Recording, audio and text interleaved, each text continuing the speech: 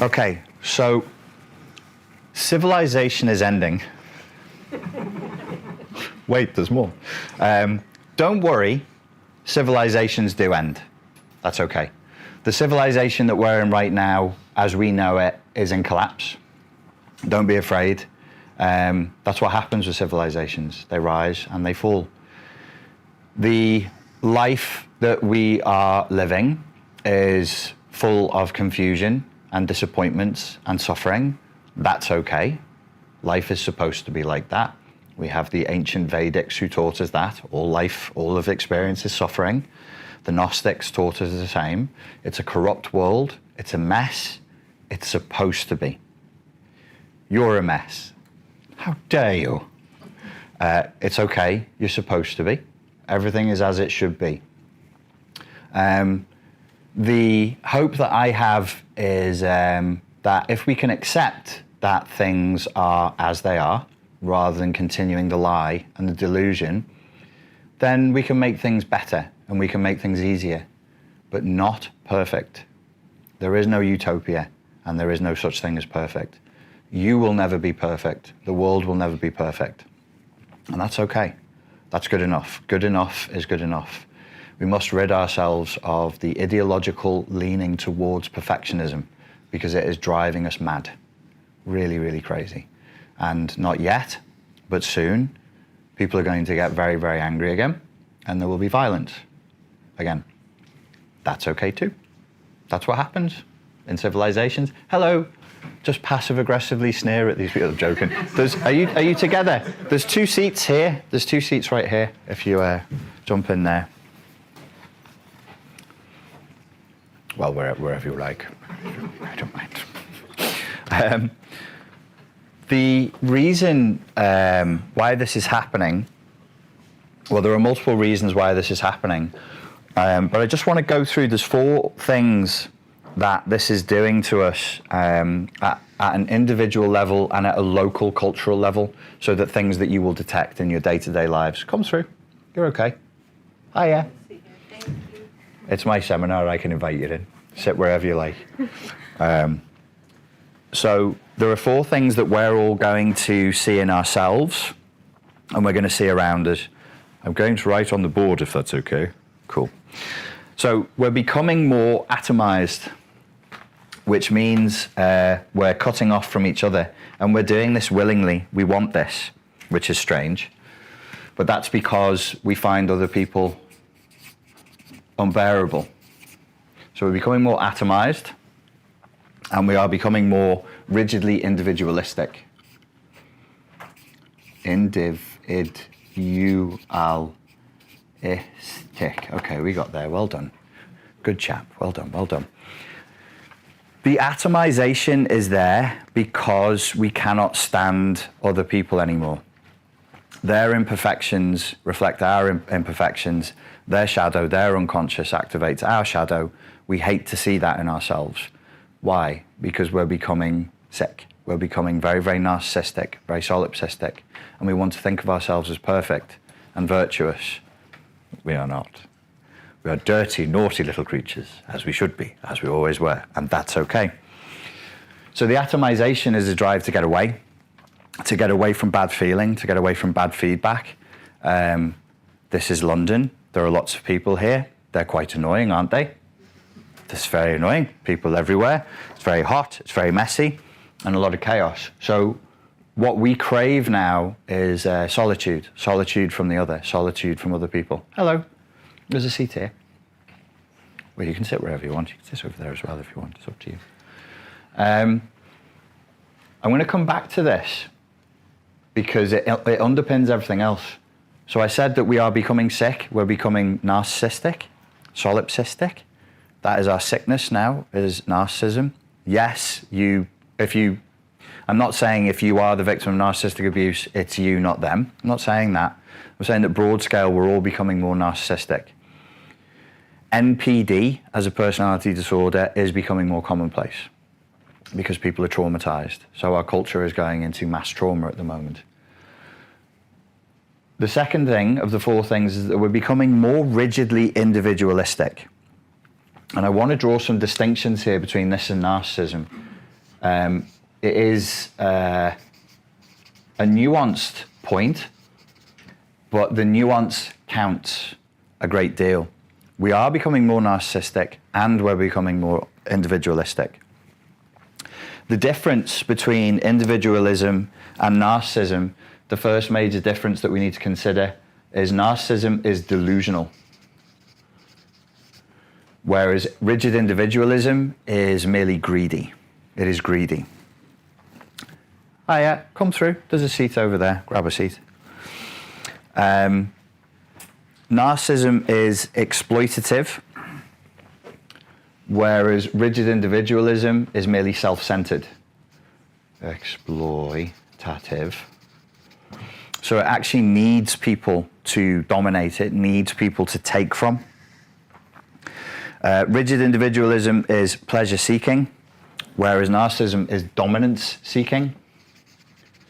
You can see which one is going to be more abusive. Narcissism is more abusive than rigid individualism, but even the sanest of us in this culture are becoming more rigidly individualistic, and it's not good. It's okay for you. It's not okay for the people around you. This rigid individualism and latent narcissism is something that we have to work on in ourselves. It's a natural effect of becoming atomized. Well, if you're not part of a community, why shouldn't you just think about yourself? If you understand yourself and you're propagandized to that you're a consumer, that you're an individual constantly, how are you going to think of yourself as an individual? An atom. I'm just one person in a sea of people. It's kind of solipsistic and narcissistic. Actually, we're not that different from each other. Oh God. Actually, we function on very, very similar principles. Actually, the boundary between me and you is pretty slight. And we find that horrifying because we're atomized. You don't want the boundary between me and you to be slight. You want it to be a huge gaping chasm because then there's distance and you feel comfortable again. We want to be the center of the universe, but we're not. It's not a healthy way of looking at the world. Narcissism, as you all know, because you're all black belts in understanding narcissism, craves supply, narcissistic supply through adulation. Excuse me. Rigid individualism craves content, products, services, and content as we would understand it in the social media space. You must consume content and you must consume things to maintain your sense as an individual. Capitalism is key to this. This is not an anti-capitalist speech. I'm not going to get like Communist Manifesto out, but this version of consumer capitalism that we have right now is a disease. And it's poisoning us all. It cannot continue as it is. It won't. I mean, the sickness is already in the beast itself. It's already staggering. After 2008, our economic system went into collapse. It went off the cliff. We thought we were flying. We are falling. There is a difference. This cannot continue. The party cannot continue. When you look in broad scale at different crises that you see in the world, and you actually pop the hood and look behind them and what's beneath them, all roads lead back to Rome. The economic system that we have has been destroyed, and it was destroyed in 2008. It was rendered useless. Money was rendered meaningless. Sorry. You will be.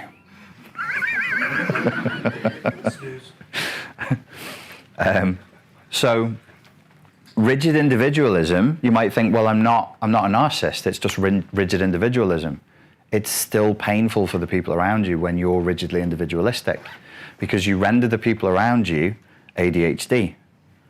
What? When you withdraw the light of your attention and your love and your care from the people around you, you're making them sick. They need you. They need you a lot. And when you go inward and start thinking only of yourself and what the content you're going to consume and the things you're going to consume and the services you're going to consume are, you abandon them. We don't mean to. It's not by choice. None of this is by consent. The consent is manufactured. But it's not to serve humanity. It's not for our benefit. It's for the benefit of the machines that run humanity. We're in the matrix. We're already in the matrix. We're already there. And the lifeblood that's being sucked out of us is not literal yet. That's next year. It's mainly financial. So the system is overwhelmingly addicted to fake money, and it is collapsing. It it has effectively collapsed. We're dealing with a zombie corpse right now that's kept alive to keep up appearances so that society doesn't completely fall apart and we start eating each other, or whatever you would do when societies collapse. The third thing that we're experiencing is hypersensitivity and hypochondria. What's he talking about covertly? I don't know. I can't decode this. Hypersensitivity and hypochondria. Because we are becoming more and more individualistic year on year, decade on decade, our space and how we feel matters more and more, and the collective's feelings matter less and less. Our needs matter more and more, and the collective's needs matter less and less. Eventually, we become so hypersensitive to any change in our emotional state, we think that unless we're elated and content 100% of the time, there must be something wrong. I must be sick. I cannot deal with it. I cannot cope. I'm sick. Something is wrong because I don't feel great, and I'm supposed to feel great all the time. No, you're not. Life is shitty and hard, and this flesh suit breaks all the time, and when it hasn't broken, it aches. Doesn't it? Or is it just me? I'm just getting old. It's an achy, breaky thing. And life is tough. And that's okay. But we don't think it's okay. So now we're hypersensitive emotionally, we're hypersensitive psychologically. Things that you would have laughed at or shrugged off 30, 40 years ago now become a major emotional event. Yes, I know some people are pretending.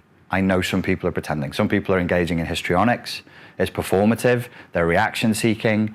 They're trying to do like a covert bullying, martyrdom complex. It would be like a classic borderline personality disorder manipulation. That really hurt me, so therefore you must. Yes, I know. But it's not just that. We are more sensitive now. We are becoming hypersensitive, and hypersensitivity leads to hypochondria. Number 4, this is a seminar on codependency, but let's talk for a second on straight dependency. When you look at a scenario like the one we're living through now, come in, mate, there's a chair right here. You couldn't get any closer to me without breaking the law. In front of all these people too, you rascal. We'll cut that. No, we won't. So, I was thinking about this today, like, you take a broad topic like this and you go, narcissism, codependency, and the kind of world that we're building. What kind of a world do we want to live in? And I'm particularly concerned now with the world we're creating for younger people. What kind of a world, because we're all going to die, newsflash, what kind of a world are we going to leave behind? How's it going to look for the younger generations coming up? Imagine this generation on the same path it's on now, times 4, times 5, times 6. Are these brave warrior philosophers, kings and queens? No. These will be pretty wretched slobs who will beg and queue to get into the Matrix pods. I don't know if you know the Matrix story, like the backstory Matrix lore. There's a war against the machines, and the machines have to beat humanity and shove them unwillingly into the pods. We will go willingly. We will beg to go into the pods. We're getting there. We're close. It's not even 4 generations away. We are creating dependence. We are inflaming dependency in these children. We're making them believe that they're soft and they're weak and they need people, they need things, they need the state, they need authority to fix their ouchies for them. They don't. You know it. There isn't anybody in this room who's so young they don't remember a time before this. You all remember a time where it was a little, significantly more resilient than it is now. So before we talk about codependency, let's just talk straight dependency. Do we want to create generations of people who are dependent on corporations and the state and big pharma? That's the world we're building now. It's very dangerous and it's very late. It's very late. We start pushing back now, we have a microscopic chance of changing the course that we're on. Microscopic, and it would require a big push and a lot of willpower. If we drift along, keep watching Netflix, keep ordering Uber Eats, not taking care of our own personal space, our physical bodies, our emotional bodies, our psychological, spiritual bodies. We are fucked. I came here tonight just to say that. Thank you and good night. No, we are really fucked. It's really, really bad. You all know what a dependent is, right?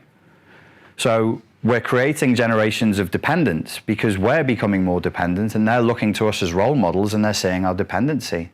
They see our hypersensitivity, our hypochondria. I'm not saying be brutes. We've already tried that. We've tried being barbarians and brutes and savages. It doesn't end well because the weak are consumed. The people who can't smash people's heads in don't do so well in those kinds of environments. It's not a world I want to live in, but I don't want this opposite land as well of hypochondria, hypersensitivity, and the obsession with stopping all pain. We have to let go of that. It's really unhealthy because you can't. The obsession with stopping all evil, let go of that. You can't. None of us can. We're not gods. Evil has always been with us. It will always be with us. We just have to take it.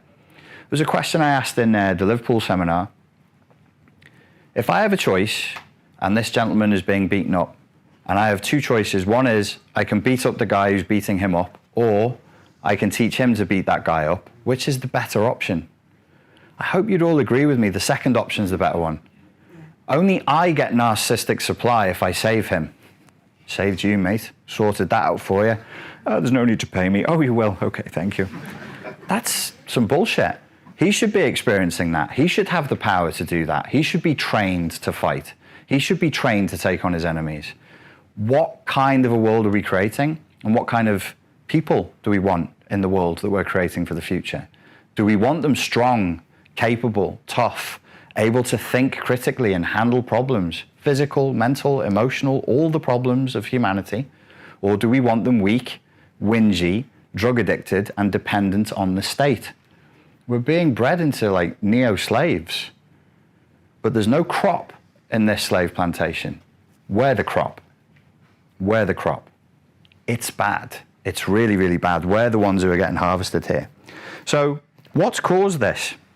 One of the major culprits for causing this situation that we're in now is knobheads like me on YouTube going on about psychology, unfortunately. Psychology has a lot to do with this. How many of you like psychology? Any students of psychology? It's our fault, okay? It's our fault. We did this. So the psychologization of society and culture has made it infinitely weaker. Psychologization. Oh, it's like a spelling seminar for me.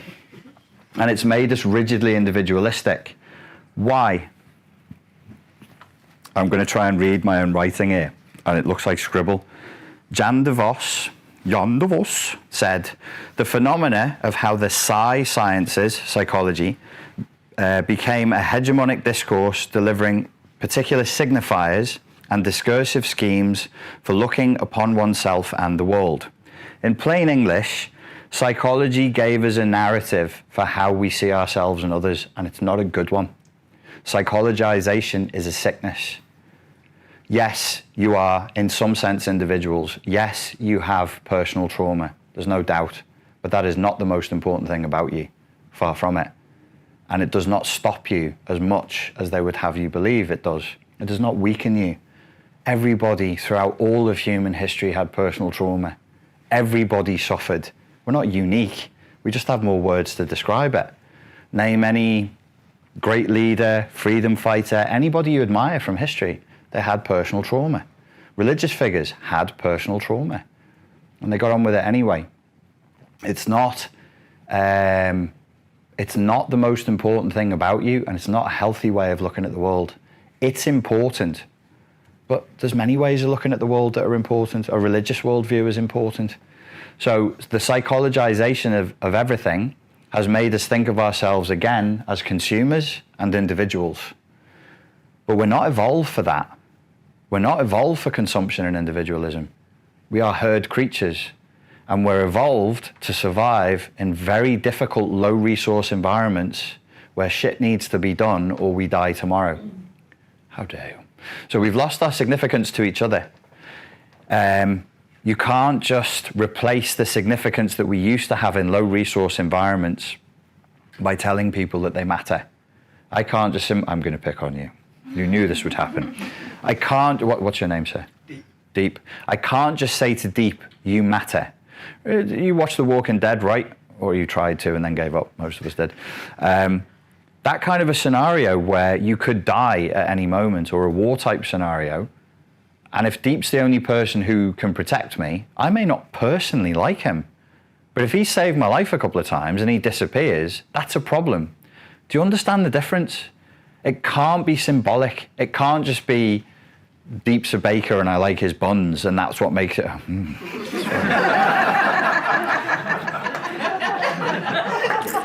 It got Freudian real quick. I'm sorry, Deep. Oh, no, anytime. And his shop is called Deep's Buns. God help me, I'm still 15 in so many ways. It has to be real. It has to be a significance that's visceral and existential and life and death. If you're a midwife in a town, if you're a doctor in a town of a very few people and you disappear, there needs to be real consequence to that. That's what we're evolved for. Symbolic contribution counts, but just telling people they matter when they don't contribute is nonsense, and it hurts everyone. You can't just say you matter, you matter, you matter. It's kind of a weird hypnosis. It's a numbing, narcissistic hypnosis to place on people. Like if you just came in here and I didn't say anything and didn't give you anything useful to think about, and everybody just came up to me and went, Richard, you matter. I would fucking love that. Wouldn't be very good for me, and it wouldn't be very good for you either. We have to get back to a place where we are actually focusing back on contribution to a community. I know it's voluntary. So here's another factor. I didn't write this down actually, but our success as human beings, our success as a species has trapped us. We're the victims of our own success. Hello, mate. There's a chair there for you. We have light at night. We have an excess of calories that kills us in the West faster than a depletion of calories. We're eating ourselves to death rather than starving to death, is what I'm saying. We have drugs. We have all of these wonderful things, and we're miserable. We're absolutely miserable. We're the victims of our own success. We've got to a point where we've exceeded our evolutionary capacity. And we're looking around now and going, oh, I don't know what do I do? I don't know. Let's just start a fight with each other over something, because that's what we do. We fight, we struggle, we strive, and we don't know what to fight for. So success has been a factor. The psychologization of everything, I think, can be traced back to Freud, who did a good job of convincing the world there is something wrong with you. And it's intrinsic, and it's deep, and it's dark, and it matters, and you can't figure it out with a high priest of psychoanalysis. It was a power grab, and it's been a power grab ever since. Yes, you may be in a lot of pain, and yes, you may benefit from seeing a psychotherapist, but again, that is not the primal way of viewing the world and of viewing people. You're not just a bag of trauma who needs pills shoving in the hole in their head. This one, this one, this one. That's not who you are, that's not what you are, and that's no decent self-concept. We're evolved to so much more than this. When I say the civilization is collapsing and it doesn't matter, part of the reason is because we've been through loads of civilization collapses, and our dumbasses are still here, still whinging about fucking, I don't know, smartphone signals and how late the train is. We're still here because we are extremely tough and extremely adaptable. The meme that's going round that we're weak, that we should be hypersensitive and hypochondriacs, is poison. It's pure poison in the water, and it needs to be overcome. The second thing that has created this is consumerism. I won't bang on about this too much, as I mentioned it before. If your self-concept, there are some chairs here. There's 2 chairs there. Thanks. If your self-concept and your way of life is built around what you consume, either in terms of lovely buns or content that you find online or various political ideologies, it will make you sick. You're not a thing that consumes. You shouldn't think of yourself as a thing that consumes, but all the ideology that we're steeped in convinces us of that to make us consume more. Because if you believe that you're a consumer through a process in psychology called looping, then you will consume. I am a consumer. I'm here to consume. Give me more things. If I run out of content, I will desire more content. Don't worry, the internet's there to give you as much content as you could ever consume in 1,000 lifetimes. Oh, okay, that's fine then, isn't it? All my anxiety and depression went away. Oh no, it didn't, you silly fucker. It's still there because you're not a consumer. That's not your primary purpose in life. These things are necessary, but once we've made them sacred and primal as almost like values, consumerism isn't a value. Narcissism isn't a value. In many ways, these are anti-values. These could be said to be junk values. And the third thing, aside from psychologizations of everything and consumerism, is safetyism, as identified by Jonathan Haidt in his book, The Coddling of the American Mind. Our response to our hypersensitivity and hypochondria is an excessive obsession with making everything safe. Life isn't safe. There's nothing good in life that occurs in safe places. Nothing. I don't even know what you guys want to do. You want to build a business, you want to make some money, you want to get fitter, you want to be in a relationship. Name anything that a person could want to do. You want to get closer to God, you want to transcend this world. It's all risk. All of it. Nothing exists inside the safe zone that is good. Yeah, but this is comfy. It's warm, it's nice. That's fucked up, man. You should be getting out there. You should be doing things, living life. What does all this do to our courage and our bravery? It renders us cowards. Because if you believe that you're a consumer who's dependent and you're so sensitive, you're not going to go out and explore. You're not going to strive for what you want. You won't even ask for what you want. And many of you in here can't even verbalize what you want because nobody told you what you want. Damn, that's fucked up. That's what Slavoj Žižek said about ideology. It's not just that ideology teaches you what to want, it teaches you how to want it. That's the matrix. That's the matrix in action. Matrix is a word, by the way, that means womb. So what we're all trying to do now through an obsession with safetyism, psychologization, and consumerism, we're trying to plug back into the umbilical cord. We're trying to get back into the womb. We're trying to get back inside mum. This is Freudian as fuck, and we need to stop. It's in many ways, you could say it's an anti-life ideology. It's an anti-life approach. When we become anti-risk and we try and go back to mum, in a certain sense, that's a death cult. That's a death cult because you're trying to reverse the flow of life. You're not supposed to do that. They'll arrest you. It's like, it's not good. It's not hygienic. Nobody should do that. We all agree. Mm-hmm. Leave mama alone. She did her fucking job. Why do we want this? Because it's easier. Just because it's easier. And life is scary. And life is hard. And life is risky. And there's bumps and scrapes out there. People are going to be mean to you. Whatever it is you're trying to do, I don't even know what your goals are, but whatever your goals are, it's going to fucking suck. That's a good t-shirt. Yes. Yeah. It's whatever you do, it's going to fucking suck.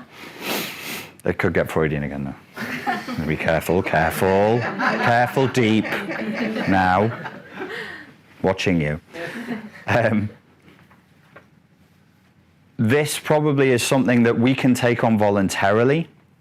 My hope is that we could spread these memes, these ideas, this counter-ideology to the younger people.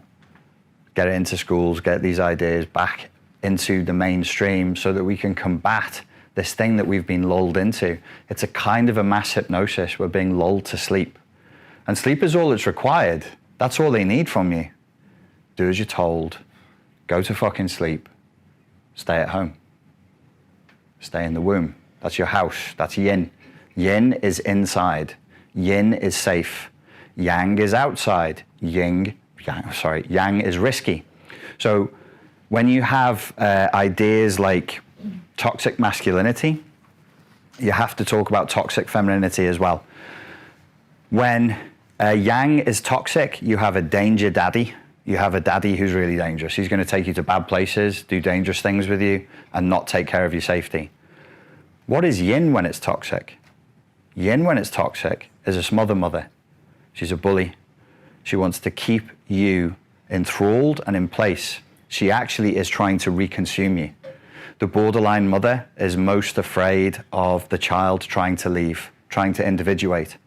So what I'm going to claim, in a bit of a Jungian way, is the government, and culture at large, including corporations that we live under now, is a smother mother state. It's infused with the archetype of the smother mother. We live inside of toxic yin. You can't handle it, boys and girls. You stay home. Do as mommy says. Plug back into the umbilical cord. Don't say a naughty wordy. It hurt the feely wheelies of the other children. It's weird, man. It's really creepy. But we've let this go on for a while. Why? I think one of the reasons why is because we need elements of this. Yin needs yang, yang needs yin. If we just live in crazy yang, we're going to have a barbaric world. So we need a degree of safety. We need to be able to say to the kids who are bullying each other, just because you're bigger than him, don't hit him in the head, please, Hugo. Told you. You've got to stop that. You've got to control that.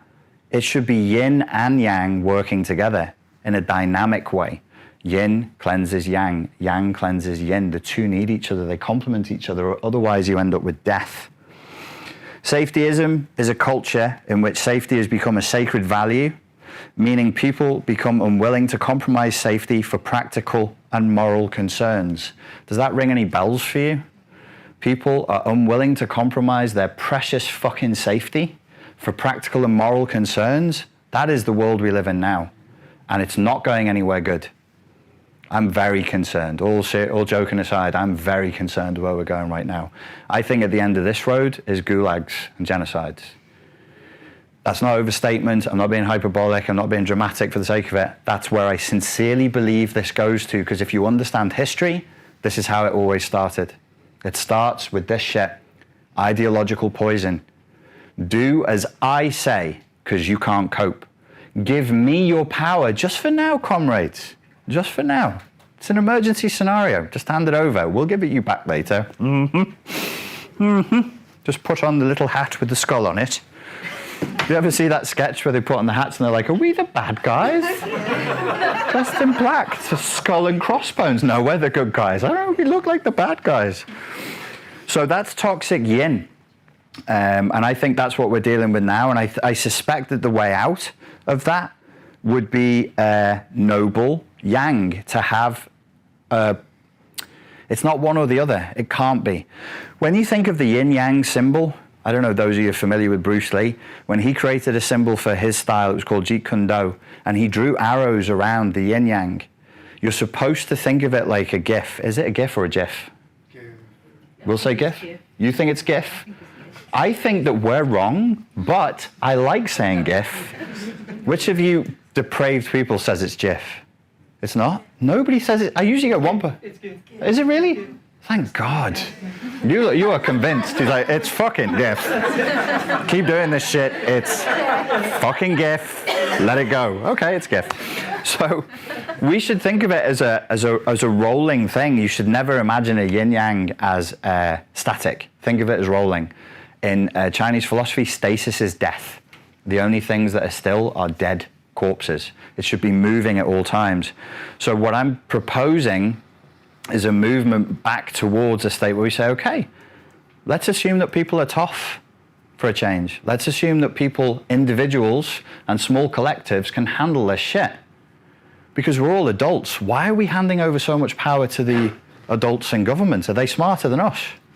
I see no evidence of that. Are they more morally righteous than we are? So what are we doing? What are we doing? This doesn't make any sense to me. You should feel as though if you have a dissenting opinion from the mainstream narrative, that you can express it without fear of violence or cancellation. My humble opinion, crazy as it sounds, we should let people talk. Oh. See you in the gulag next week. And the idea that I would suggest for moving forward would be to say, okay, let's start trusting ourselves and trusting each other again. Because all of this leads to a big distrust of the other. to thinking other people are toxic and thinking other people are poisonous. That's a kind of projective identification. We haven't resolved the shadow in ourselves, so we project our shadow out onto other people, and we inspire the worst in other people. So if am I okay to sit for a second? I'm going to assume you said yes. I heard yes. When we become shadow activated, we inspire shadow activation in others. The shadow is Jung's way of saying the unconscious. Everything about ourselves that we don't like, that we're not happy with, that is ugly, that is non-virtuous, it gets shoved downstairs into the shadow. If we repress it and we don't deal with it, it comes back to possess us. This is a Jungian term. He was a mystical dude. He believed that people became possessed, not by external demons and spirits, but by their internal demons and spirits. And he even let himself become possessed by his own internal demons and spirits so that he could experience what that was like. He did it for a good number of years. He nearly drove himself completely insane doing that.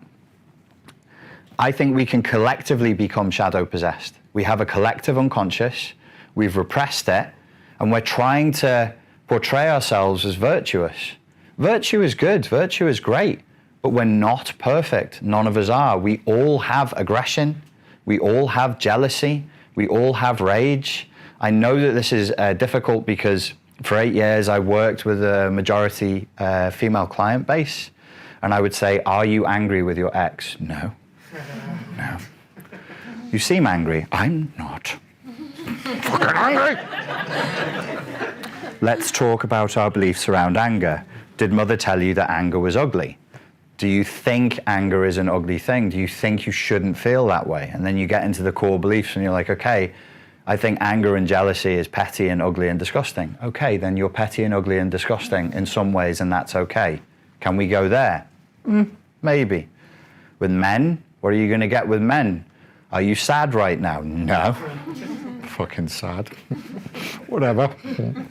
You seem kind of sad. Well, I'm never sad. I don't get sad. You never cry? Fucking. Do you cry? I never cry. Okay, do you believe that that's weakness? Do you believe expressions of yang within yin are weakness? They are not. They are not. I don't know of a warrior culture that didn't have some expression for women who were warriors as well. All of them did. It would be different. There wasn't an expectation you'd be frontline, but there was always a way of encapsulating a female warrior spirit, including in the West. That's what Diana is. What's the other word for Diana? Anybody know about Greek gods and goddesses?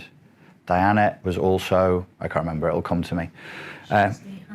She was the hunter, but what's another name for Diana? Huh? Minerva.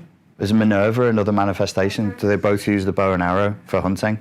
So you've got this warrior manifestation. So that's the yang and the yin. The yin in the yang is men have been creating poetry and sad music for millennia. Look at like the Sufi mystics. Beautiful, sad poetry. Look at Zen koans and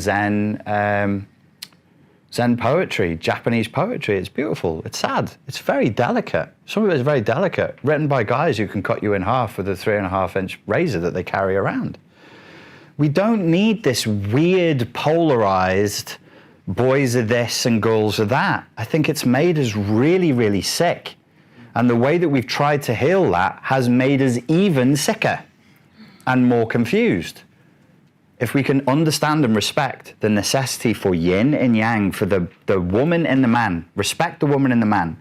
Don't beat the woman and the man. If you see your man having femininity in him, don't shame him for it, don't hate him for it, don't get freaked out.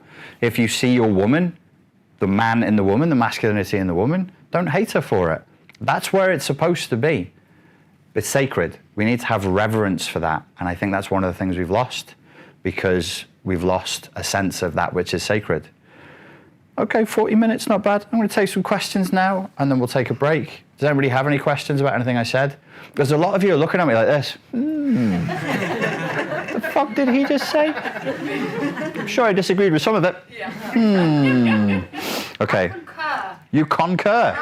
Good for you. Dissident, yes. So, do you think that there are certain areas of the world that maybe are reacting differently to the common narrative of what's happening?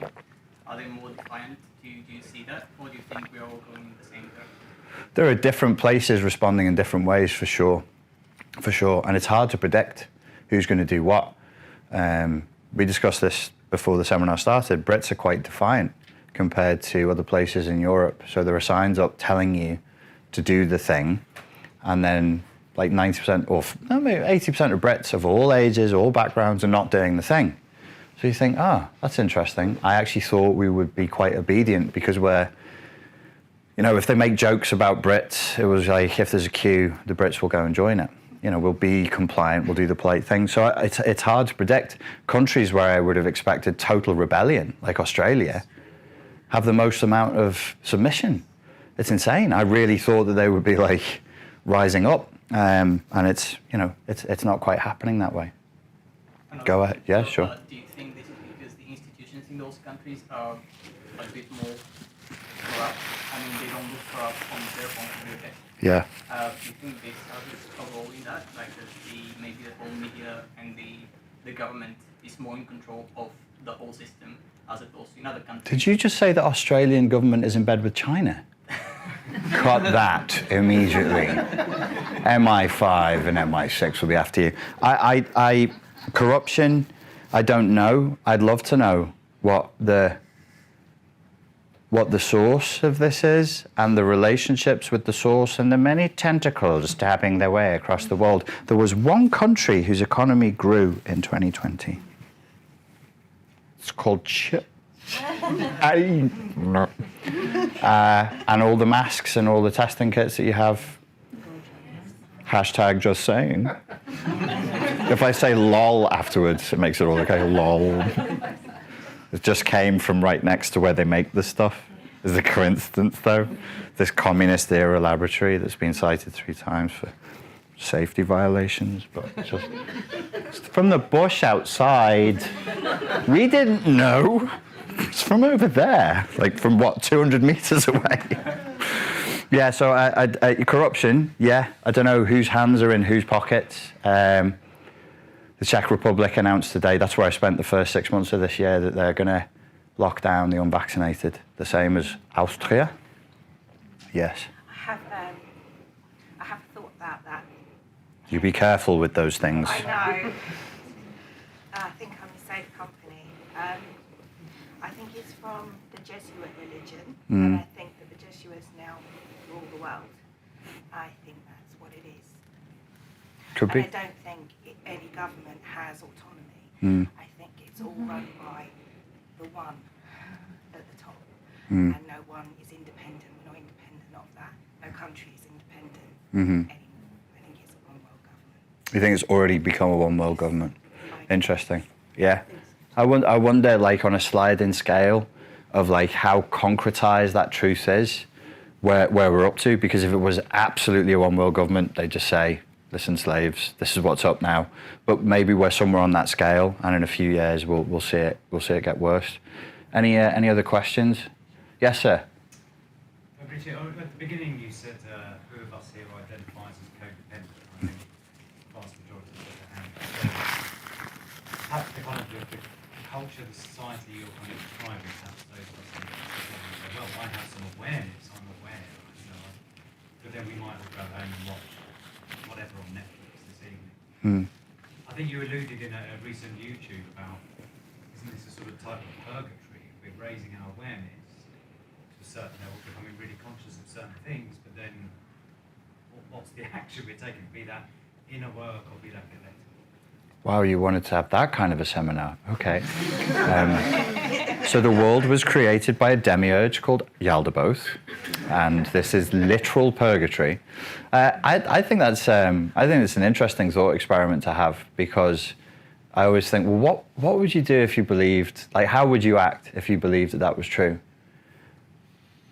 What if this is a hellscape? What if this is a kind of purgatory or a spiritual test, and we are supposed to suffer here until our suffering burns like a crucible and raises our awareness and our consciousness up and we cease to suffer? What would you do? How would you act? I definitely would be doing shit differently. For sure, I would live differently.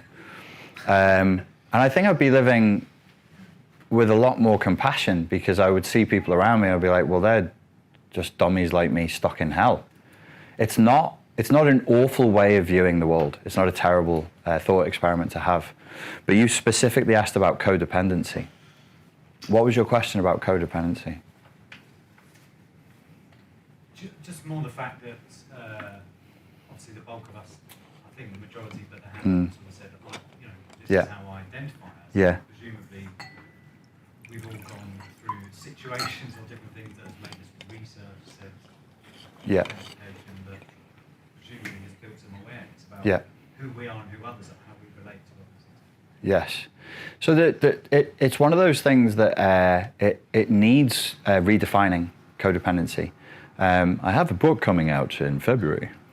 It's called Just an Echo, and I'm using the umbrella term echo codependency, specifically for people who like abuse, are addicted to betrayal, who need a tyrant in their lives to tell them what to do, most likely because that was the environment that they were raised with.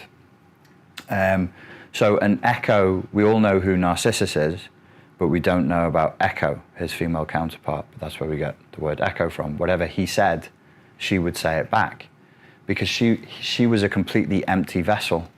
She was a cup. She was yin embodied, but toxically. She couldn't say anything for herself. She couldn't speak up for herself. She couldn't have her own thoughts. She could only echo the thoughts of other people. You know? Like the British public. Just kidding. Well, we are going in sort of a toxic yin state, and that's what consumerism has done to us. Everything that was within us is carved out, and then we're rendered an empty vessel. By who? By Narcissus, a psychopathic Narcissus. I want things my way. It's about me now. You're not people.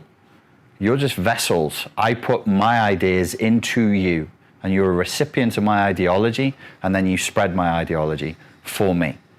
So the codependent that you're talking about would be a pronounced fawn responder, people pleaser, peacekeeper, go along to get along. And as we said before the camera started rolling, probably my job is to stop people from doing that. It's time to stop fawning and time to start fighting. Any other questions before we take a little break? Yes? The interviews that you've been doing with Sam recently are very interesting. They've been good, right? Yeah. I was funny, right? Sam's funny. Sam's funnier with me. Hashtag just saying. The more I hear, the more I'm struggling to see the difference between a codependent and a narcissist. I mean, I know that this is a very, very unpopular. Yeah, great. Not great, but you know, I know that the person that I suffered at the hands of was definitely a malevolent git. But Subclinical term. He was a git. yes. For the Americans watching, that's a terrible, terrible asshole. But you know, we seem to go to each other for supply, you know, so when you meet a narcissist, they give you the love bombing, and you see yourself, as Sam said, as through their eyes. And then, you know, when things break up, you know, you're taking away their supply, and then they become mean and nasty. And I'm really struggling to see the difference now between a narcissist and a codependent, and I'm struggling seeing myself that way as well. You can make a nice binary model for this of one is transmitting and one is receiving. Strictly speaking, if we're going to be nuanced about it, a narcissist is a codependent. So one of us is a fawn responder and the other is a fight responder. One of us is black sheep, the other golden child. One of us is obsessed with exploiting people and being the ultimate predator. The other one of us is a pervert who likes being exploited. we just like that. We're addicted to betrayal. We're addicted to being enslaved. We're addicted to being bullied, and we get high from that. So we are not their opposite. We are their mirror image. And we are addicted to codependent supply, which is betrayal and submission and So why then Oh, you're here. Jesus. By then, would the two codependents fall into each other's shadow, as you said? They're probably, well, because they're lonely. Because they're lonely. Extremely, extremely lonely. The narcissist is very lonely but tells themselves that they're not. The codependent knows how wretched and lonely they are. So yeah, you're probably finding that with these codependents who fall in for each other, they're falling for each other's latent narcissism. You want to know something really nasty? So I fall for a codependent and she really is a codependent. I saw her latent narcissism and I was hoping I could inflame it more. When I failed, I lost interest in it. Not me. I said that like that just happened. It totally didn't. She really was a malignant narcissist. No, that can happen, but it's actually quite rare. The more common dyad, my humble opinion, is narcissist and narcissist. That's more common than narcissist and codependent. Two codependents will almost like fall through each other because there's nothing. You're both stuck in yin. So who's delivering the content? Who's delivering the abuse? Well, like, what are we going to do today? Who's going to smack who? It's your turn. So I see it a bit that way. Like, I know when you're saying codependent, you're talking fawn responder. So if you're both fawning, you're both going to be in a rush to submit first and mostest and hardest, and then you're both kneeling and bowing and scraping. It's not hot, right? It's not hot. No. It's not hot. So how would you? There's going to be no passion. There's going to be like the lust is going to disappear. Like no, you can't have two people out fawning each other. That's just nothingness. Two narcissists can entertain each other for decades because there's two people doing something nasty to each other, really nasty. Now we're back to the buns. Now we're back to deep spuns. Did that answer your question? Pretty much, thank you. Yeah, so you can see it as yin or yang. Somebody's activated and somebody's receiving. Two people stuck on receive, it's going to be a very, very dull house. Like, there's not going to be much going on there at all. Radio, not HD. Pretty much, I mean, because there must be the semblance of a person there to keep it going. So narcissists will fall out with each other. Codependents shouldn't even be attracted to each other at all. And if they are, I'd always be like, are they really codependents? Or are you talking about a vulnerable narcissist and a codependent? That is common. That's the we're both just so submissive. Rawr. Not really. Somebody's playing a game there, is my suspicion. Sorry, there's a hand went up at the back. No? You? No? Okay. Over here? Any more? Yes? Yeah. So I've got two teenage children. And the level of programming going on in schools is blowing my mind. Yeah. And to not be there to be my mum to them because of my own views and opinions about what I feel is going on in the world. And I'm completely new age, by the way. Yeah. I'm completely lost in woo land. Okay. I'm a medium. Okay. And I don't know how to come because they just like are turning on me because of programming in schools. Mm-hmm. So it's kind of part anything you said about that. I stopped working in the schools in 2008. I refused to work for a government program called Aim Higher. That they wanted me to go into schools and lie to the children and tell them that if they got a degree, they'd be more employable. And the whole point of them getting a degree was to get them into debt with the Student Loans Company, which is a government-owned organisation. They just wanted to create the next generation of wage slaves. I refused, and that was me done. The programming in the schools was awful. To be fair, it wasn't. These are always government schemes. It's not really the teachers that are doing it. Yeah. And the teachers are a bit like, don't know what to do. When I used to go in the schools, not all the time, but a few times I had teachers come up to me afterwards and they'd be crying. They'd be like, you're doing what I thought I would be doing in schools. So I'm not a teacher, I don't have a PGCE. So they'd say, go into a school where you've got naughty kids and try and make them not be naughty and study for their exams. And then they give me this shit boring program to do. That I was like, I'm not fucking delivering that. Are you mad? They'll stab me to death. I'll never leave. So I just created my own program. I have bits of NLP and hypnotherapy and just good psychology, meditation, self-hypnosis, stuff that kids love. Do you think that's been allowed in? Do you think that's going to No, I snuck it in. Sorry. I snuck it in. Good. But would it be on the curriculum? Yeah. Oh, you must be mad. Exactly. You must be mad. Well, because, well, so my question, so I went from, I was a doorman, and then I was a taxi driver. I was on £9 an hour as a doorman, and then I was a taxi driver working around Birkenhead. And one of my mates said to me, do you want to talk in the schools? And I was like, no. How horrible is that? But I did it, and inside of a year, 18 months, I was a keynote speaker at the National Education Conference. So I did well. I was good. I was really good. But they didn't know the content I was giving the kids. All they saw was the feedback from the kids, because I was like, how do you get more work? And we're like, well, we're rated on the feedback scores. And I was like, so if I get really good feedback, I get more work. I'm from Liverpool, what do you want from me? So I was like, okay, let's get some good feedback, let's go. So I did like the psychology, the NLP and everything else, but as a stand-up comedy routine for 5 hours with the kids. They'd be delighted. We'd do like, if they fancied somebody, how to get the other person into them, all the stuff that adolescents care about, because they don't give a fuck about the gross national product of Guatemala. Hello.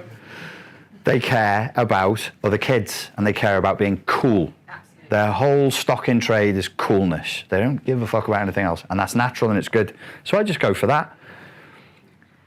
When I would go to these conferences, and they asked me to train teachers. I was young, I was 25, and the teachers hated that because I'd never been a teacher, and to train the parents, and the parents didn't want training. And I started ruffling feathers with one question: what do you want education to be about? We can either create young entrepreneurs who are going to make money, we can create young, healthy people who are going to be philosopher kings and queens, we can create wage slaves to the state. Just tell me what you want. I don't care. I was a psychopath. I wasn't moralistic at all. Just tell me what you want. They couldn't fucking tell me. And I'm like, so we're engaged. We're one of the richest nations on earth.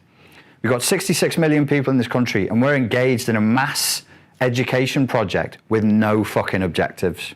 You can ask that to this day, any educator, any educational system, any teacher, what is it for? They don't know. Yeah. And they get stressed out when you ask them, well, they've got to learn to read and they've got to learn to pass their GCSEs. I was like, who sets the GCSEs?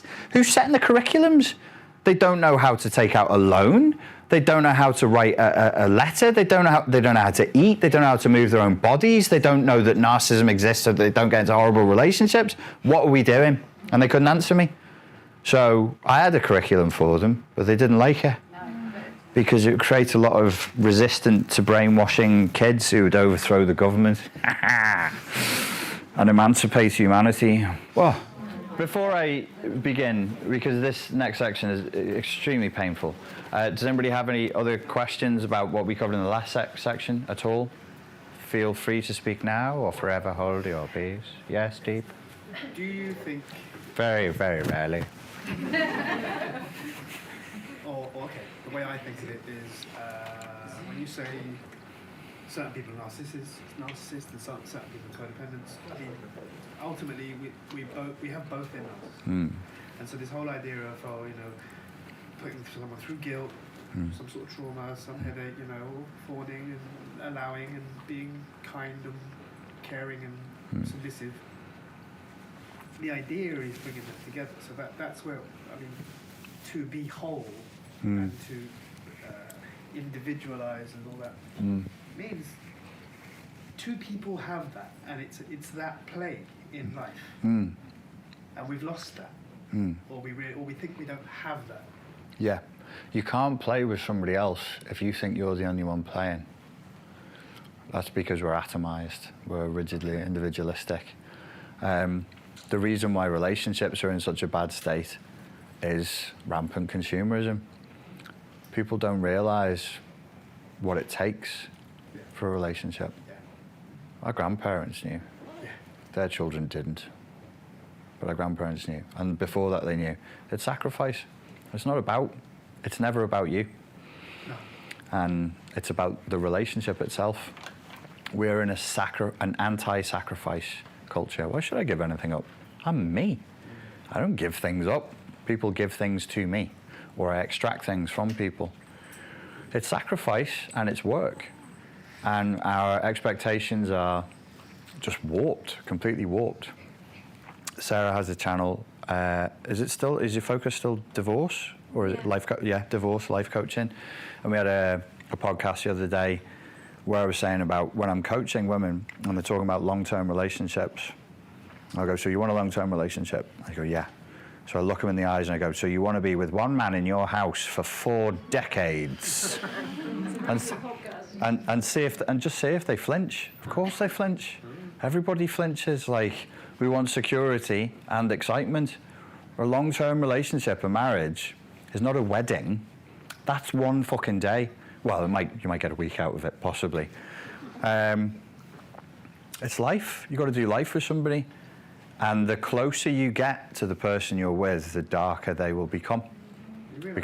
Yeah, as their boundaries melt away, their shadow comes up. And if the shadow's not integrated, it's thick, it's heavy, and it's dense. And they will activate your shadow. That is the nature of intimacy. Sometimes when people move towards somebody else, they see something ugly and they bounce back. And they go, oh my God, a narcissist, I found another one. Yeah. You found another person. Right. And they have darkness inside of them. So it's a whole skill that we're losing because we're in this safety-obsessed, highly psychologized, highly individualistic consumer culture. It's anti-intimacy. Intimacy, vulnerability. To be able to be yin and yang and yin, you just have to be a better fucking human being. And we're shit humans now. I just wanted to say it. I don't believe it. No, Deep, I don't believe it. I do. Well, I'm not shit. Not you, Deep. Not you, lad. Not you. Talking about all them. All the rest of them. And me. So it's tough. So we end up with this, like, I think what we're feeling is a disintegration. And we're like, oh, the disintegration is out there. So the solution should be out there. Let me join a political party. Yeah, good luck with that. Good luck with your activism and your politics and your shouting and your demos and your screaming and all that. Who is screaming? Who is screaming? Where are we? What are we trying to do? Where are we trying to go? Oh, if we can just do that thing over there, everything's going to be fine. Like all the other fucking millions of times we tried that. It was never fine. Because whoever's next in is a terrible arsehole. Because we're not shadow integrated. We've not grown up. We're not accepting who we truly are. And we're just as bad as each other. There's no over there. There's a guy I work with sometimes called Jack Donovan. He's an author.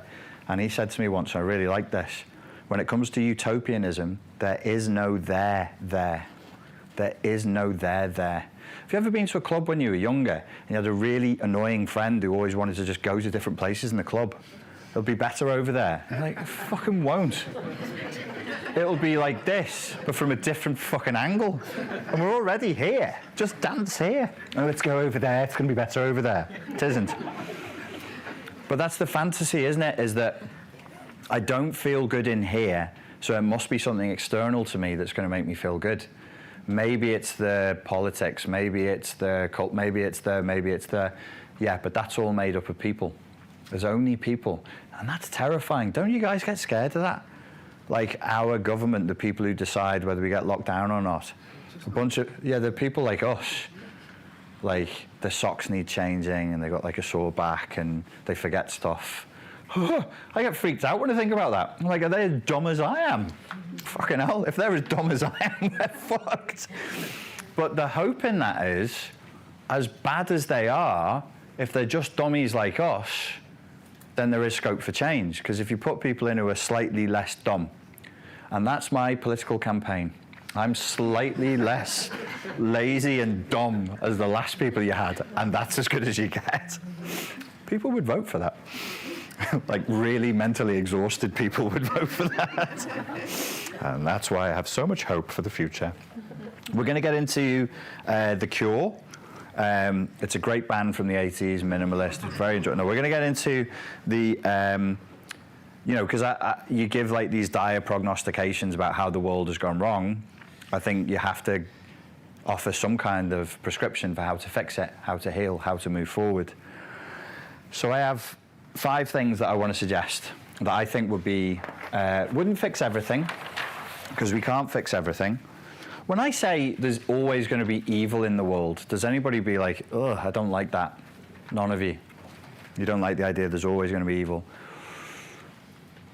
When I say there's no utopias, does anybody reject the idea that there could never be a utopia? Okay, so we have a room full of people who are reasonably emotionally mature. That's good. You do know, though, that there are real utopians out there, don't you? And they're very powerful. And some of them are very rich, or they have access to the very wealthy. They have the ears of the very wealthy. And their utopianism is a kind of narcissistic delusion. Like they not ironically, they genuinely believe the world could be perfect, and they genuinely believe we can eradicate evil. What do I think it's going to take for us to overcome this? So, how should we say this? Let's call it, let's use the Jungian term. We're going to call it individuation. Individuation, Jung was full of insight. Excuse me, hugely intelligent man. Great vision. But he was not great at offering prescriptions. You've all heard of Jungian shadow work. Jung never said shadow work. Never fucking used those terms. This is pop psychology that came after him. From what I can gather, he seemed to believe that we would individuate, which is the end result of integrating the shadow, naturally. Naturally. Through life experiences, through learning, through therapy, we would just become able to get to a place of individuation. I would say it's a little late in the day for that, and the population is too great. So if you have a higher number of people in a deeper level of shadow activation and shadow possession, it's more of a problem. That makes sense, right? A nation of 40 million people ideologically infected, not as dangerous as a nation of 70 million people who are ideologically infected. There's just less damage that can be done. The dumbest things we do in crowds. The dumbest things we do in groups. I think it was Nietzsche who observed that, but he probably said it more like nice than I just said it. So we need to individuate. We have to integrate the shadow. We have to become aware of our unconscious.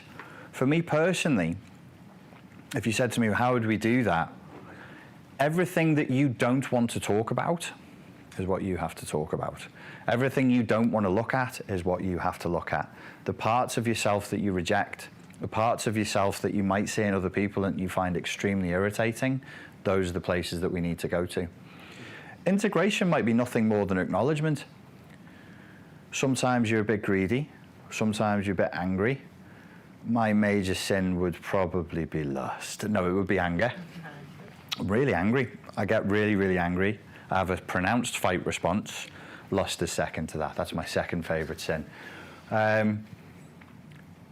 What do I do with that? I have to feed that back to myself. I have to say to myself, like, you're getting angry now.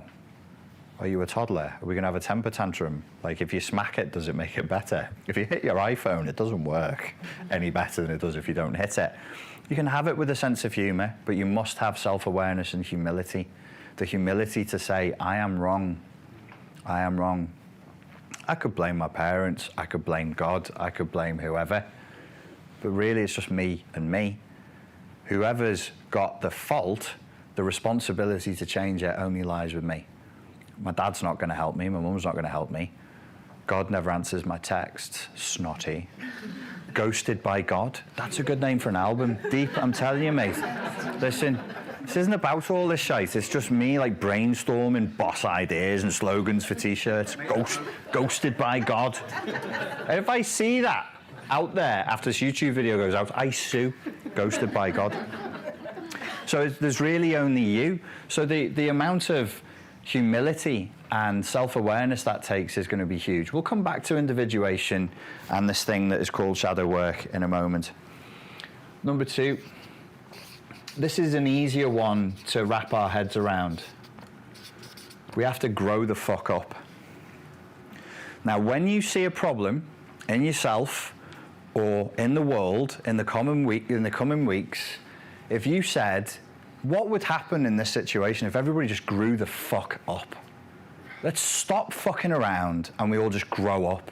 Whatever it is, wherever you see something you don't like or you think is unjust or you think is unfair or people are lying, just ask yourself that, what would I do about this if I just grew the fuck up? Come on, seriously, I'm going to be dead one day, and when I'm dead, I reckon I'm going to be dead for a while. What are you going to do about it? Or you see it in other people, and you just say, what would they do if they all just grew the fuck up? Because there's an awful lot of indulgence going on at the moment. As much as we like to think of ourselves as virtuous and politically engaged and all the rest of it, we're letting people get away with literal murder every hour of every day. And we pay taxes to them. We should ask for more. We should insist on more. We should insist to be given our civil liberties back, for example. But that's a different seminar for a different day. So the second thing I would recommend is a large dose of grow the fuck up and take responsibility for yourself as a human being. Everything in life, everything in our culture and our ideology is trying to knock you off that beam, by the way. It's trying to say, don't grow up. Stay an adolescent. Stay selfish. Stay obsessed with sex, the material world, pleasure, indulgence. Don't grow up. We're fearful of growing up. We don't respect our elders anymore. We're terrified of aging. Look at the plastic surgery industry, skyrocketing. We don't respect wisdom. We don't respect experience. We don't give a fuck about any of that anymore. We used to. It used to mean something. Now it's nothing. So we have to ask ourselves, where am I failing to grow up? Is it time to grow up? What should I do about this? Let's try growing up and acting like adults. The third thing, I've shoved a few things into this one. So humility. The humility to say, I'm not perfect. The humility to say, I don't know. Get comfortable with saying, I don't know. I just don't know. I haven't got a clue. I'm not God. I'm not the source of all wisdom and knowledge in the world. I really don't know. In that humility, be grateful for that which is, for that which you do have. Life sucks. It's not perfect. The people around you suck. They're not perfect. But if your legs work, mine don't. I mean, he doesn't. If you don't have toothache, you should be grateful for the lack of toothache. Thich Nhat Hanh teaches that, the Vietnamese Zen teacher. When you have toothache, when the toothache stops, you're grateful. And you say, my God, thank God that toothache has gone. It feels so good. He said, why don't you do that every day? If you don't have toothache today, if your back doesn't hurt today, if your hands work today, thank you, thank you, thank you, thank you, thank you. I met some people today. We had a great conversation. They were intelligent people. They were driven. Thank you, thank you, thank you. I saw a sunset today. Thank you. Gratitude. It cures narcissism. It cures entitlement and the drive to exploit. You know, this sort of like lazy, greedy, energy-trapped state that we get into, where you just want more and more and more. This is the opposite of that. It cleans it away. I told you I'd shoved a few things into this one. Stoicism and acceptance that things suck. Stoicism, Gnosticism, Zen, the three philosophies will give you this. Acceptance, like, it's shit. How do you feel? I feel like shit. Lol. That should be the sense of humour. You still see that. You mentioned different cultures. If you go down the Balkans, you see that a lot. But just like the sense of humour is like everything sucks, doesn't it? Yes. The Balkans myself. Of course you are. Where are you from? Bulgaria. From Bulgaria. Lovely. Lovely. You know I'm going to Serbia next week. Okay, I know. Yeah. Not coming back. Welcome to Bulgaria. This is the last time you see. I've been to Sofia once. Yeah, it's nice. I like Bulgaria. I don't like Bulgarians though. Could you get out? No, I like Bulgarians. That was mean. Listen, I've got things wrong with me, mate. So you'll know that, like, the sense of humour is different. It can be bleak as fuck. That's partly history. Recent history leads to a dark sense of humour. And it's not a very politically correct sense of humour either. You'll have to listen to Slavoj Žižek talk about that. The worse, the better in some of these areas. So stoicism can help. You know, the expectation that things are going to suck. Then you won't be disappointed when they inevitably suck. Lol. Things suck. Ha ha. It's okay. Okay, the fourth one, you're going to be surprised at this one. God. And that's why I brought you here tonight, brothers and sisters. What a bunch of bastards. That could have been a real thing. Everybody laughed at me. Let us all hold... No, okay. So, what did we lose when we lost religion? In the 1880s, Dostoevsky and Nietzsche wrote about this. Within about 5 years of each other. Nietzsche wrote about it, I think, in The Gay Science. Dostoevsky and the brothers Karamazov. When we were going to lose God, we knew. They knew for decades before that the world was becoming less and less religious. And we were going to lose God. It was inevitable. But what would be the consequence of that? What should be the solution to that? Am I saying bring it back? No, we can't bring it back. It's gone. It's already finished. But if God, an unnameable, unknowable higher force that's the creator of everything, is not at the top of everything in our worldview, who is? Deep is. Deep is your God now. Worship him. What were you going to say, mate? Sorry. That was it, just who we are. We are. We are. It's the self. If God isn't everything, you have to put yourself in that place. God is dead, said Nietzsche. What festivals, what celebrations will we need to engage in to justify his murder? How will we wash the blood away from our hands? Well, the festivals and celebrations, Instagram, Facebook, pure narcissism, that's how you justify it. We are awesome, we are wonderful, we are godlike. Why? Because there's nobody at the top of the pyramid anymore. I'm an atheist. And I look around and I can see very, very clearly, we really lost something when we lost God. So, as an atheist, I'll come back to in just a moment. What would I suggest? Reverence. The essence of what God and belief in God or gods, goddesses gives you is the ability to say, I did not summon myself into being. I didn't call myself into being. When I was in Malaysia, I was very sick, and a nice man took care of me, and he healed me there. He was a Sufi, and we would have conversations along these lines. And it would be, who is the creator of everything? Who calls you into being? I don't call myself into being. Why don't I just disappear? Why don't I just cease to be? So I am not that which calls me into being. I'm not that which calls all of you into being. So who is? I don't then make the logical leap and go, so somebody must be. I just ask the question, and I don't have a conclusion, I don't have an answer, and I'm comfortable with that. I don't have an answer, but I fucking know it isn't me, because this isn't the world I would summon into being. So I know it's not me. And that allows humility. It allows at least the idea of submission to a higher force. There has to be something above us because we're not the ones doing this. Okay, good. What does that lead to? Reverence. I have to have some reverence for you. I can't make you. I can't make Deep. I can't make you. I can't shoot you because I can't make you. I can't destroy what I didn't create. That would be wrong. That would be willful evil. If I massacre you, I can't replace you. I remember once I took acid. And afterwards, on a come down, I saw a wasp trapped in a windowsill. And I was staring at this wasp going, fucking wow, man. Look at the mechanics of a wasp. Look at its body, its face, its legs. It's like looking at me like that going, would you let me the fuck out? I'm literally suffocating. And I'm like, no, I'm having a moment, lads. I'm having a fucking moment. We cannot, as human beings, with all of our progress and all of our science, we can't come anywhere close to creating one of those things from scratch. We do not have the tech for that. We may never have the tech for that. That might be outside the boundaries of this simulation. Reverence. Reverence. I should respect you because you are.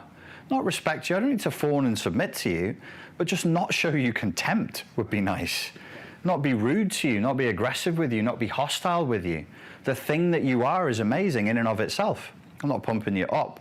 You might be a bit of a dickhead or a bit boring, but the thing that you are is still amazing, and I didn't create it. Reverence leads to humility, leads to gratitude, and we can add into that mix a little bit of stoicism. The last thing that I think would help cure the disease is community. But not online fucking communities.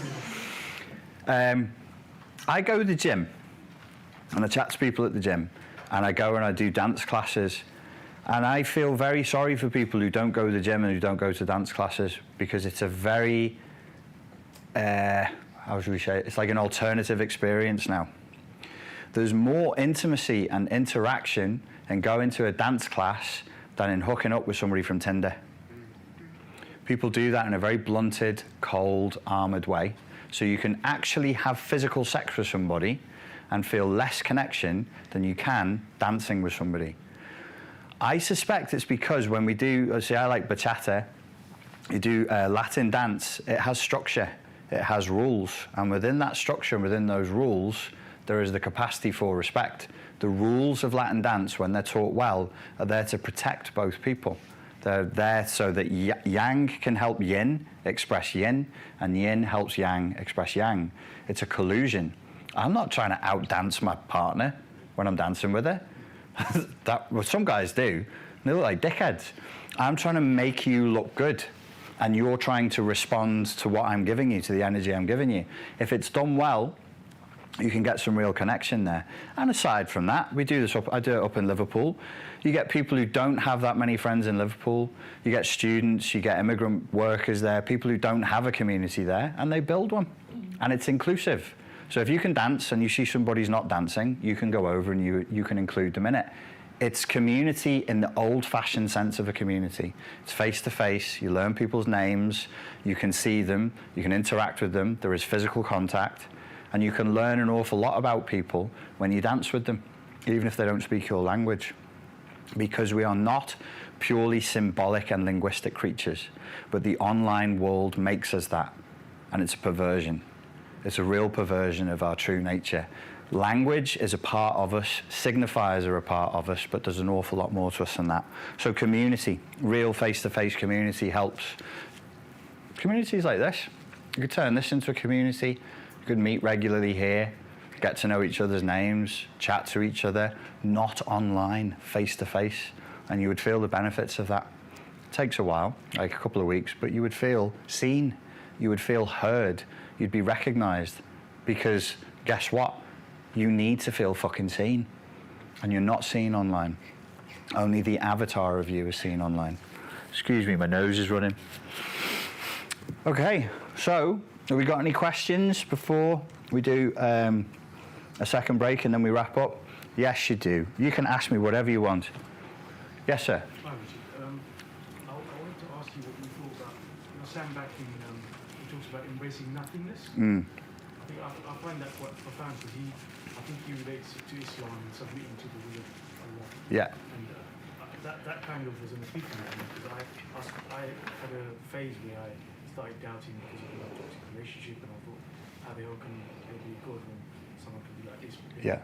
listening to Sam really helped me to come back to Yeah. Islam, and I became quite practicing. Yeah. But I find it fascinating that Sam kind of made that, he deconstructed the idea of Allah and God. Yeah. And he came to the idea that embracing nothingness is the solution to the problems that we're having. So what's your opinion about that idea about embracing nothingness? I think he's doing a documentary or something. Yeah, he is at the moment, yeah. I think, What's your opinion about that? well, Sam's heritage, even though he's Israeli, is from Muslim countries. His first language is Arabic. He has a better than average understanding of Islam. Super smart. Yeah, smart dude. And obviously a better than average understanding of Judaism, Kabbalah, and everything that goes into that. So he knows about Sufism and the mystic elements of Islam in particular. And yeah, nothingness is a big part of that puzzle, because you have to embrace nothingness in order to truly embrace the will of something higher than you. That is all powerful. So it's also a powerful antiviral for the ideological toxin of narcissism. So how do you defeat narcissism? How do you defeat ideologically induced narcissism? Nothingness, emptiness, total emptiness. There's nothing there. When we buy shampoo, when we buy a car, when we do anything, you can't do it free from ideology. So how do you escape it? It's almost like unplugging from it. So nothingness, yeah, is extremely important. It's extremely important. But not everybody's ready to take it. When he first released the video in 2020, like, people were coming to me going, "This is an outrage, this is disgusting, this is nihilism. What do you think of this?" And I was like, "I think it's fucking brilliant. It's great. I'm into that." It's not for... So my background when I was growing up, I got into Zen Buddhism, and it's the same essence. You want to get to a place of suchness, of essence. What's there? Fuck all. Nothing. What is there in that space? Everything. Everything. we live obsessed with content. Prayer should be, or meditation should be, a listening. It should be content-less. And when people get back to a content-less state, then things become clear again. Deeply, deeply clear in a way that the body can understand. And I don't really think, for everything like psychotherapy, hypnotherapy, neurolinguistic programming, everything, if you want to access that state, you have to believe in a higher power, and you have to be willing to sit and listen, and just listen. And realize that every second, if you're Muslim, every second that you're alive, God is talking, but you might not be listening. So you have to listen. Every single dumb person, stupid, like swearing, horrible, like bump into you, it's all a communication. None of us here are there yet, but we'll get there one day. Like we'll get there. Where that's inshallah, that's the mystic experience. Yeah. And so we would know then that we're not outside of God. We're being spoken to at all times, but we're not listening because we're naughty and we're kafar and we hide the truth. Next question. Yeah.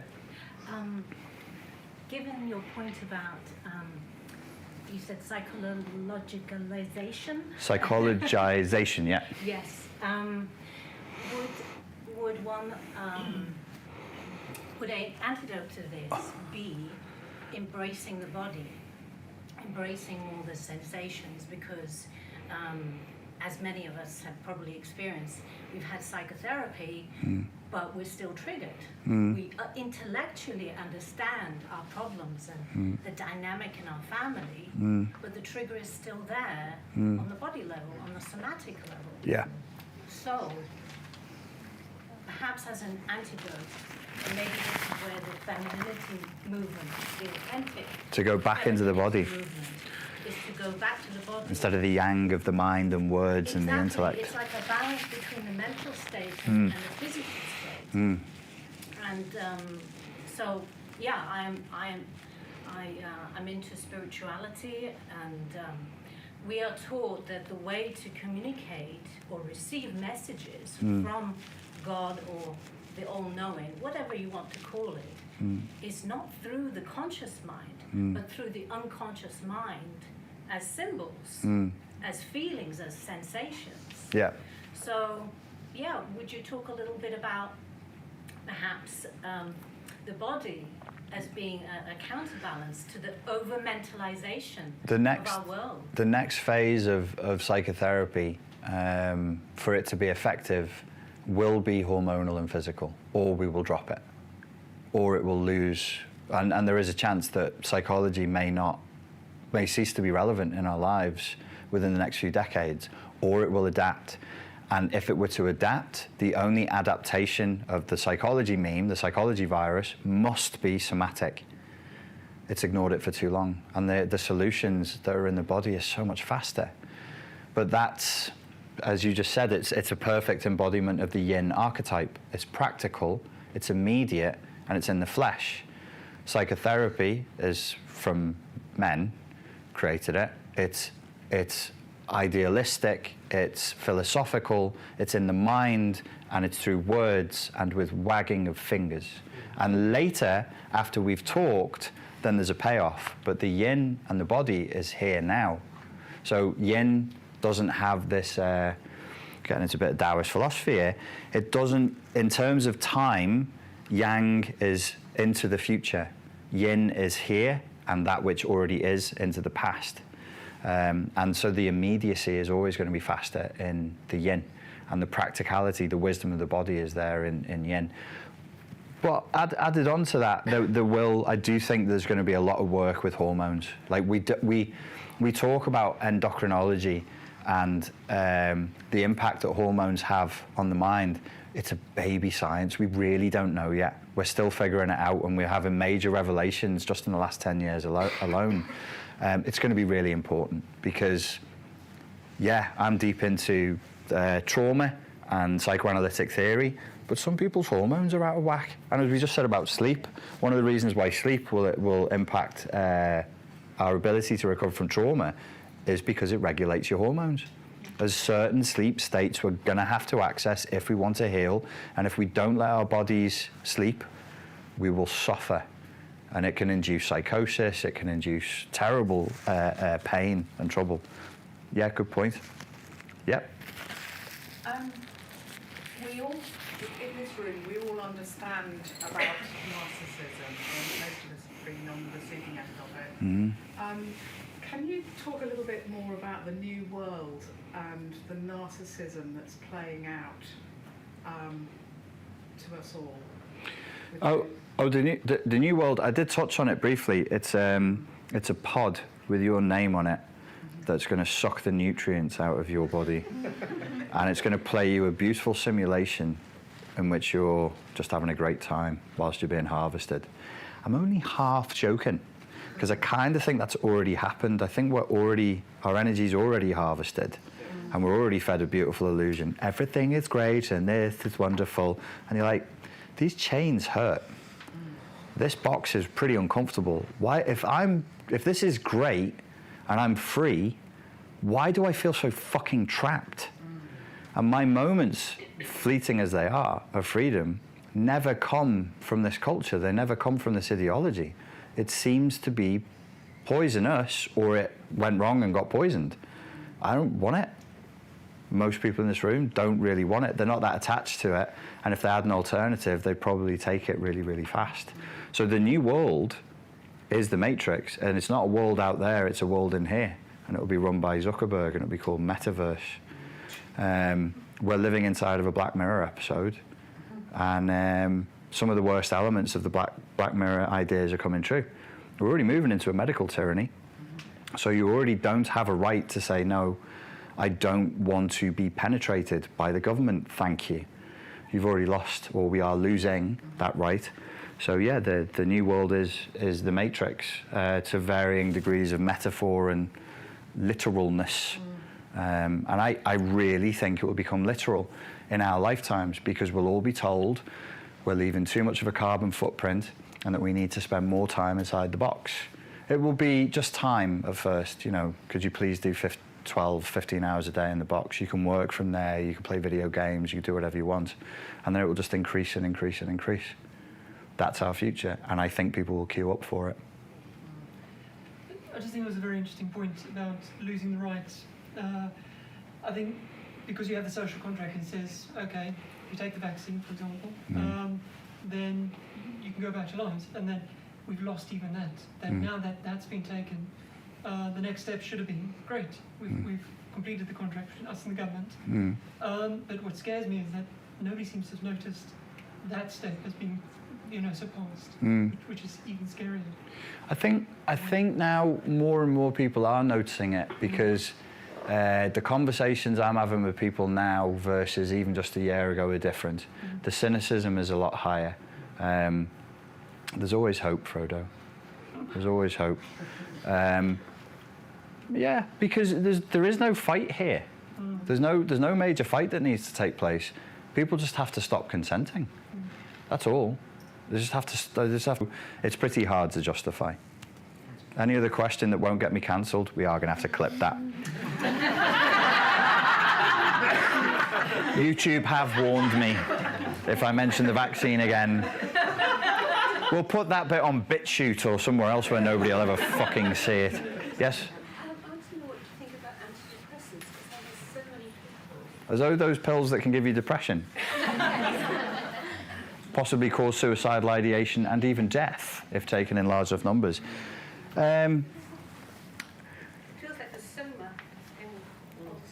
Well, it seems to be fulfilling the same purpose. Like, I don't feel good. Well, you should feel good. Whoa! You start the conversation and you have to start going, oh, let's slow down. I don't feel good. Like, people come to me and they say, you apparently know about psychology. I have anxiety. Remove it. And I'm like, well, have you thought that there might be something that you should be anxious about? Or I'm really sad. How do we remove it? Has somebody close to you died recently? Are you grieving? We've psychologized and medicalized completely normal components of human life. And that's really, really sick. I can't stand here and say, because I'm not qualified to, I can never see any situation where it would be justified. Maybe small doses for a person who's on a particular protocol, where we're tapering them off so they can get to talk therapy and beyond, I would say maybe, but I have heard too many horror stories of people's use of antidepressants and the effects that it can induce on people. I've got a family member who just recently, she was given antidepressants, and within a month she tried to kill herself 3 times.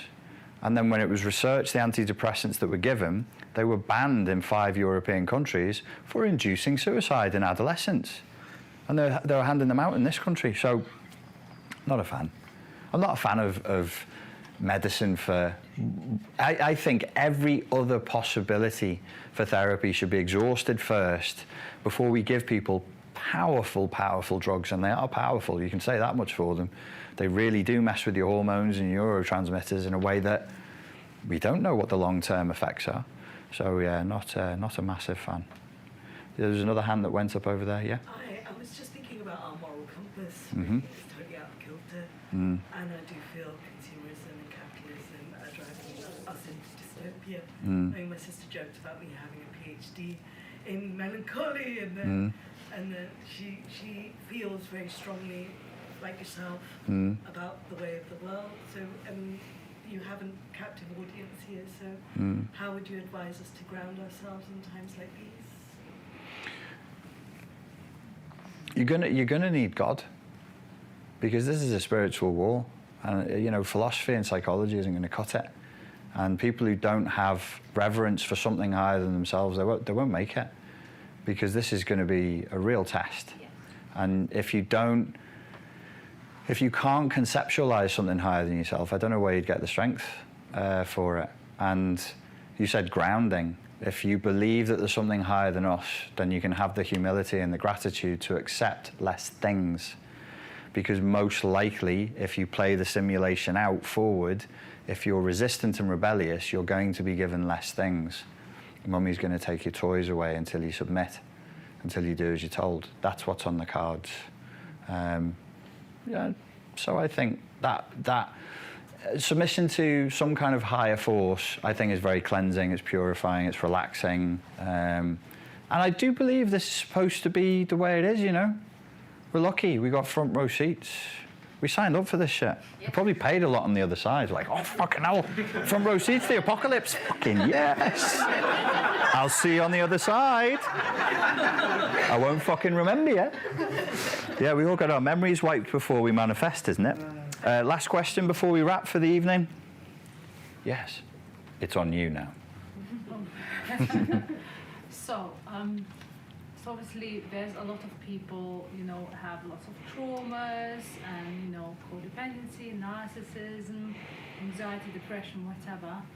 I think we're kind of losing almost the sense what a healthy person is. Yeah. Yeah. Well, the idea of a healthy person is practically criminalized. To all intents and purposes, it is criminalized. Like, we are the products of heterosexual union. Every single fucking one of us. Thought crime. Men and women got naked and they did sex, and then we came out. That seems to me fairly self-evident, but you say that long enough and loud enough in certain rooms and you will experience trouble for it. In the same way, you can't assert a gender role, and it doesn't matter who you are. It doesn't matter where you are on the spectrum of oppression. There is nobody safe enough to say, this is what a gender role is, this is how women act, this is how men act. There's no safety anywhere for that. So to me that says, okay, so we're now in defiance of nature itself. We're now beyond science, beyond, like, this is where the conspiracy theorists and people who believe in magic and psychic abilities and all that, and scientists come together. We actually have come full circle, because we're the ones who still believe in nature and reality. The shit that we can see physically, this is what it is, against people who are completely blinded by some weird ideological infection. So the ideological infection would say there's no such thing as a healthy person, because the notion of a healthy person is ableist. You evil patriarchal tyrant. How dare you suggest? Why did I sound like Christopher Walken?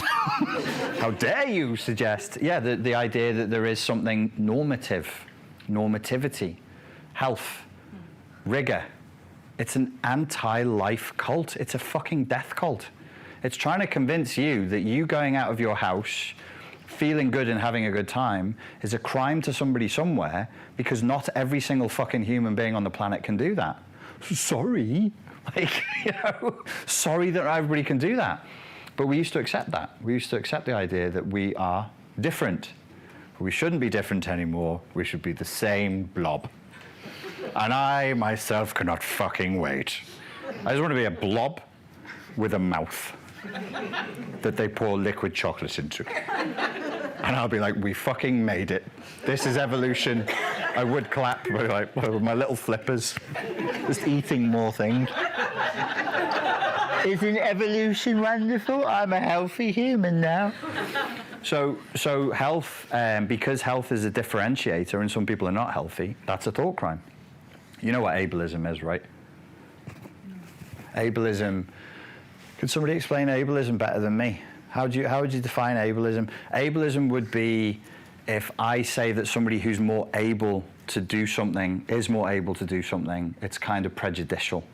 Because if you could go out of your house and walk and you can hear the birds, that would be offensive to people who can't walk, and I didn't make the fucking rules. I'm just reporting it. That's ableism. So the notion of a healthy person is criminalized, and that's fucking great. And I love that, and I think it bodes well for our future. Good luck with that. Get in your fucking pods. Everybody get in your fucking pods. One last question, and then we'll finish. Yes, sir. About you, are you really coming off social media? And what are you? Are you going to be a taxi driver? What are you? Don't fucking tell them that. That's secret. I'm burnt out. Really burnt out. I need some time off. Otherwise, there won't be anything left. So yeah, I wouldn't shelve the project or turn it off. It'll sit there. But I have to make a selfish choice. And I have to unplug. Exactly what that looks like, I don't know. Because I said to some of my mates, I'm going to be a taxi driver again and go back to doing door work. And that really got viciously booed off the stage. People did not like that idea at all. So I'm like, well, I can't just sit at home and do nothing. You know, I've got to do something. So I'll figure it out. I quite like the idea of going back to taxiing. Taxiing's all right. Taxiing's all right. Door work is a bit dodgy because I get my head stamped on. And all these good ideas would just be mush. There's always schools. There's always psilocybin, yeah. So no, I'll be. I'm not dropping social media. It's just me personally. When I log into social media a lot, I'm not stronger than the great Shaitan. I'm not stronger than the beast. It's stronger than me. And so it entrains me. Where are my likes? Where are my follows? Where's, what's going on? And I'm entrained by it, so yeah. Why did you clap? Self-care is so important. Self-care is so important, yes. I appreciate that. Yeah. All right, folks, so the revolution begins tonight. Deep is your God, and I think we covered it. We made it, there we go. Kneel before the mighty deep, for deep, for deep. It's his birthday. Happy birthday, Deep. There you go. That's it. Thanks very much for your time, for your attention, and I'll see you on the interweb sometime. Thank you very much.